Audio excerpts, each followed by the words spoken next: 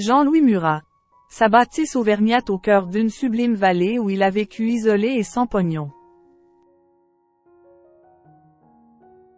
Un an après la mort de Jean-Louis Murat, les fans du chanteur pleurent toujours cet immense artiste au caractère entier et authentique.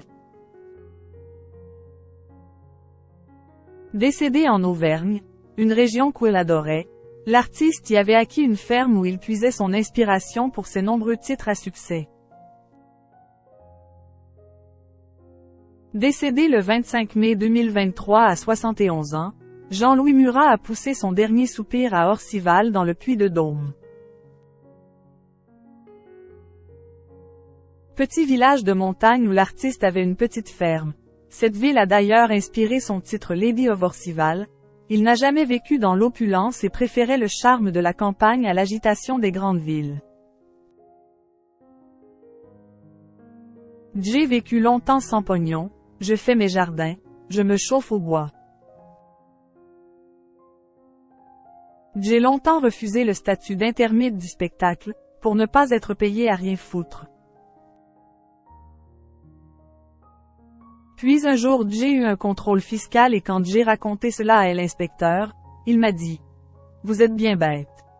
J'ai demandé le statut d'intermite le lendemain, avait-il confié aux Parisiens. Ce berger avide de liberté et d'aventure était dans éléments en pleine nature et adorait partir sur les crêtes et dormir à la belle étoile comme il le révélait à Ouest France. Le naturel qu'il faut avoir quand je vis ici passe, à Paris, pour une fabrication, de la brutalité. Cela m'a donné une image négative. Mais j'ai le caractère des paysans dans les zones difficiles et isolées, expliquait-il.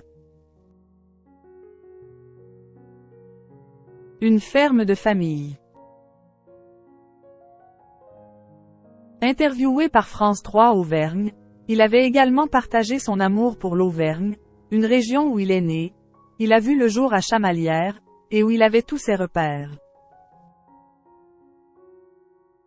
Très rapidement j'ai vu que la vie de Parisien, travailler à Paris, c'était pas sérieux, je travaillais mal à Paris en tout cas, donc j'ai trouvé cette ferme, une sorte de ferme de famille plus ou moins, enfin quelqu'un de la famille avait habité là-dedans et je me suis installé.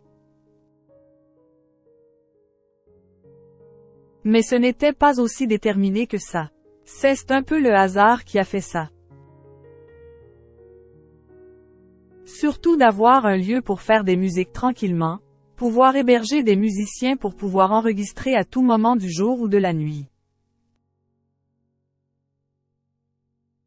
Dès qu'il n'y a plus de touristes, je viens là, j'adore être tout seul ici et je connais quasiment tous les oiseaux par leur prénom, révélait l'interprète du titre L'Ange déchu avant de conclure.